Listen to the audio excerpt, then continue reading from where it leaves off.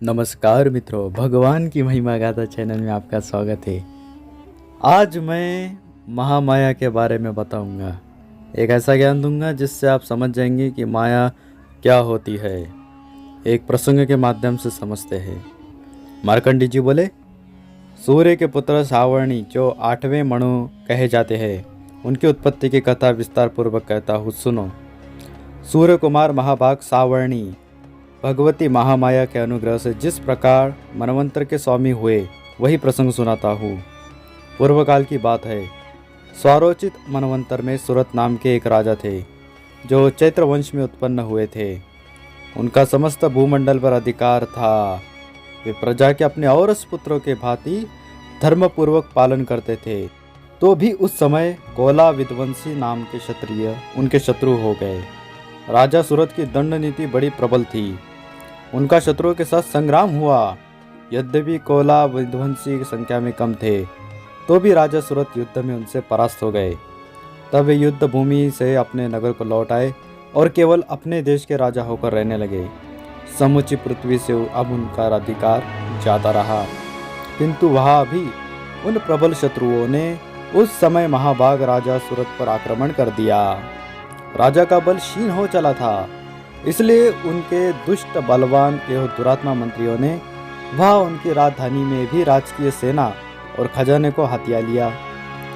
सूरत का प्रभुत्व नष्ट हो चुका था, इसलिए वे शिकार खेलने के बहाने घोड़े पर सवार हो वहां से अकेले ही एक घने जंगल में चले गए। वहां उन्होंने विप्रवर मेधा मुनि का आश्रम देखा, जहाँ कितने ही हिंसक जीव अपनी स्वाभाविक हिंसा वृत्ति छोड़कर परम शांत भाव से रहते थे। मुनि के बहुत से शिष्य उस वन की शोभा बढ़ा रहे थे। वहां जाने पर मुनि ने उनका सत्कार किया और वे उन मुनि श्रेष्ठ के आश्रम पर इधर उधर विचरते हुए कुछ काल तक रहे। फिर ममता से आकृष्ट चित्त होकर वहां इस प्रकार चिंता करने लगे, पूर्व काल में मेरे पूर्वजों ने जिसका पालन किया था, वही नगर आज मुझसे रहित है। पता नहीं मेरे दुराचारी भृत्यगण उसकी धर्मपूर्वक रक्षा करते हैं या नहीं। जो सदा मत की वर्षा करने वाला और शूरवीर था, वह मेरा प्रधान हाथी अब शत्रुओं के अधीन होकर न जाने किन भोगों को भोगता होगा। जो लोग मेरी कृपा, धन और भोजन पाने से सदा मेरे पीछे पीछे चलते थे, वे निश्चय ही अब दूसरे राजाओं के अनुसरण करते होंगे।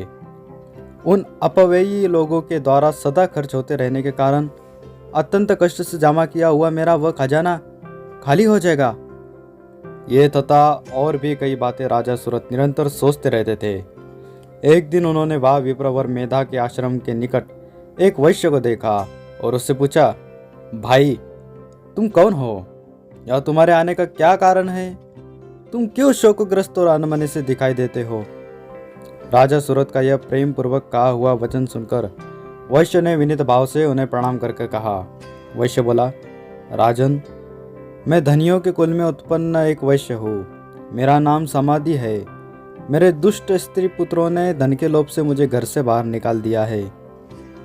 मैं इस समय धन, स्त्री और पुत्र से वंचित हूँ। मेरे विश्वसनीय बंधुओं ने मेरा ही धन लेकर मुझे दूर कर दिया है, इसलिए दुखी होकर मैं वन में चला आया हूँ। यहाँ रहकर मैं इस बात को नहीं जानता कि मेरे पुत्रों की, स्त्री की और स्वजनों की कुशल है या नहीं। इस समय घर में वे कुशल से तो रहते हैं ना, अथवा उन्हें कोई कष्ट है? वे मेरे पुत्र कैसे हैं? क्या वे सदाचारी है अथवा दुराचारी हो गए हैं? राजा ने पूछा, जिन लोभी स्त्री पुत्र आदि ने धन के कारण तुम्हें घर से निकाल दिया, उनके प्रति तुम्हारे चित्त में इतना स्नेह का बंधन क्यों है? वैश्य बोला, आप मेरे विषय में जैसी बात कहते हैं वह सब ठीक है, किंतु क्या करूं, मेरा मन निष्ठुरता नहीं धारण करता। जिन्होंने धन के लोभ में पड़कर पिता के प्रति स्नेह, पति के प्रति प्रेम तथा आत्मीय जन के प्रति अनुराग को तिलांजलि दे मुझे घर से निकाल दिया है, उन्हीं के प्रति मेरे हृदय में इतना स्नेह है। महामते, गुणहीन बंधुओं के प्रति भी जो मेरा चित्त इस प्रकार प्रेम मग्न हो रहा है, यह क्या है? इस बात को मैं जानकर भी नहीं जान पाता। उनके लिए मैं लंबी लंबी सांसें ले रहा हूँ। मेरा हृदय अत्यंत दुखित हो रहा है। उन लोगों में प्रेम का सर्वथा अभाव है तो भी उनके प्रति जो मेरा मन निष्ठुर नहीं हो पाता, इसके लिए क्या करूं? मार्कंडेय जी बोले, ब्राह्मण, तदनंतर राजाओं में श्रेष्ठ सुरत और वह समाधि नामक वैश्य दोनों साथ साथ मेधा मुनि के सेवा में उपस्थित हुए और उनके साथ यथा योग्य न्यायकुल विनयपूर्ण बर्ताव करके बैठे। तत्पश्चात वैश्य और राजा ने कुछ वार्तालाप आरंभ किया। राजा ने कहा, भगवान, मैं आपसे एक बात पूछना चाहता हूँ, उसे बताइए। मेरा चित्त अपने अधीन न होने के कारण वह बात मेरे मन को बहुत दुख देती है। जो राज्य मेरे हाथ से चला गया है, उसमें और उसके संपूर्ण अंगों में मेरी ममता बनी हुई है। मुनिश्रेष्ठ, यह जानते हुए भी कि वह अब मेरा नहीं है, अज्ञानी के भांति मुझे उसके लिए दुख होता है। यह क्या है? इधर यह वैश्य भी घर से अपमानित होकर आया है। इसके पुत्र स्त्री और भृत्यों ने इसे छोड़ दिया है। स्वजनों ने भी इसका परित्याग कर दिया है, तो भी यह उनके प्रति अत्यंत हार्दिक स्नेह रखता है। इस प्रकार यह तथा मैं दोनों ही बहुत दुखी है। जिसमें प्रत्यक्ष दोष देखा गया है, उस विषय के लिए भी हमारे मन में ममता जनित आकर्षण पैदा हो रहा है। महाभाग, हम दोनों समझदार हैं, तो भी हम में जो मोह पैदा हुआ है, यह क्या है? विवेक शून्य पुरुष के भांति मुझमें और इसमें भी यह मूर्ता प्रत्यक्ष दिखाई देती है। ऋषि बोले, महाभाग, विषय मार्ग का ज्ञान सब जीवों को है। इसी प्रकार विषय भी सबके लिए अलग अलग है। कुछ प्राणी दिन में नहीं देखते और दूसरे रात में ही नहीं देखते, तथा कुछ जीव ऐसे हैं जो दिन और रात्रि में भी बराबर ही देखते हैं। यह ठीक है कि मनुष्य समझदार होते हैं, किंतु केवल वे ही ऐसे नहीं होते।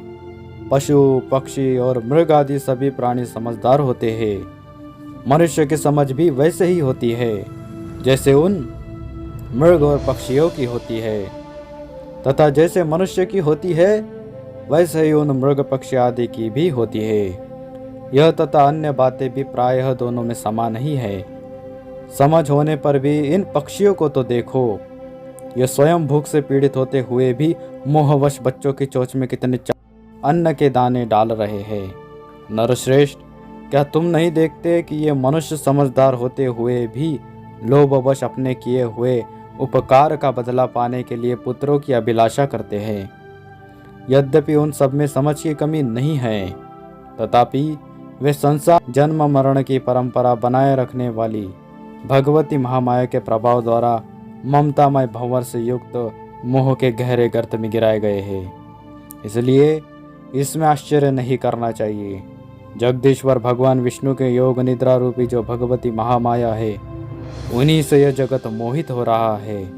वे भगवती महामाया देवी ज्ञानियों के भी चित्त को बलपूर्वक खींचकर मोह में डाल देती है। वे ही इस संपूर्ण चराचर जगत की सृष्टि करती है, तथा वे ही प्रसन्न होने पर मनुष्य को मुक्ति के लिए वरदान देती है। वे ही पराविद्या, संसार बंधन और मोक्ष की हेतुभूता सनातनी देवी तथा संपूर्ण ईश्वरों के भी अधीश्वरी है।